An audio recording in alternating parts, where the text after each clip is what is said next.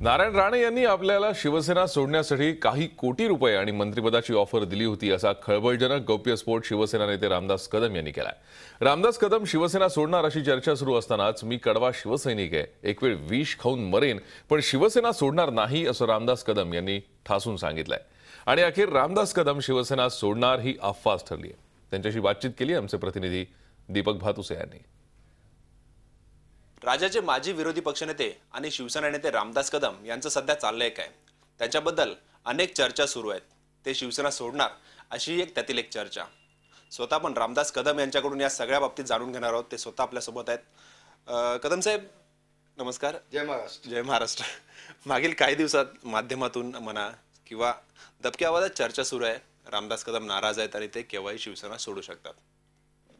नाही, याबाबत मी अनेक वेळा खुलासे केलेले आहेत आणि मला आता पुन्हा पुन्हा खुलासे काय कळतं लाज वाटते।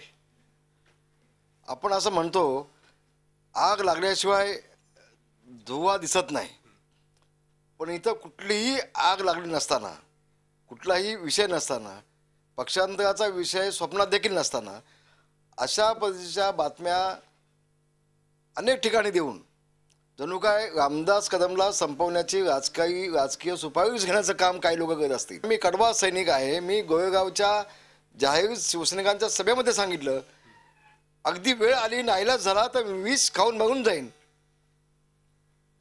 पण पक्षद्रोह माझ्याकडनं होणार नाही। रामदास भाई, एक तुम्ही नाराज आहात असं चित्र आहे। साधारणतः आताही तुम्ही रायगडमध्ये प्रचार करणार नाही असं पत्र कार्याध्यक्षांना दिलेलं आहे। या सगळ्या नाराजी मागचं कारण काय? नाही, मुळामध्ये मी नाराज मुळीच नाही। उलट पक्षी गुहागरमध्ये मी पडल्यानंतर निवडणुकीमध्ये किंवा मला पाडल्यानंतर 2 महिन्याच्या आतमध्ये शिवसेना प्रमुखांनी मला सन्मानानं पुन्हा आमदारकी दिली। पक्षाच्या लोकांना रामदास कदमची भीती वाटत असावी, मनसेच्या काही लोकांना रामदास कदमची भीती वाटत असावी आणि म्हणून हेतुपुरस्कार रामदास कदमला बदनाम केल्यानंतर रामदास कदमची शिवसैनिकांच्या मधली लोकप्रियता कमी होईल आणि मग आपला राजकीय पोळी आपल्याला भाजून घेता येईल। रामदास भाई, नारायण राणेंनी जेव्हा शिवसेना सोडली त्यावेळेला त्यांनी तुमच्याबद्दल सुद्धा अपप्रचार सुरू केला होता की तुम्ही त्यांच्याबरोबर शिवसेना सोडून जाणार होतात। त्याच्यानंतर हा प्रचार कुठेतरी थांबला होता, आता पुन्हा तो प्रचार सुरू झालाय। या प्रचारामागे सगळ्या कोण असं वाटतं आपल्याला? एक गोष्ट मी आपल्याला सांगतो, नारायण राणेंनी उलट ज्यावेळेला मला बोलवली होती त्यांनी माझी टेप करून घेतले।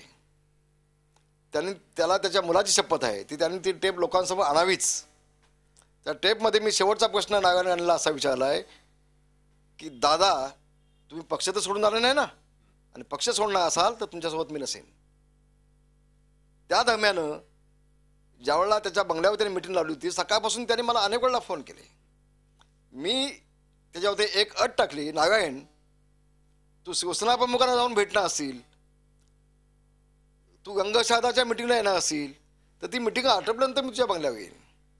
म्हटलं तू शिवसेना प्रमुखांना भेटणार नसतील, रंगशादाच्या मिटिंगला तू येणार नसतील तर तुझ्या मिटिंगला मी येणार नाही। एक गोष्ट आज गोप्यस्फोट मला केला पाहिजे आज सांगतोय।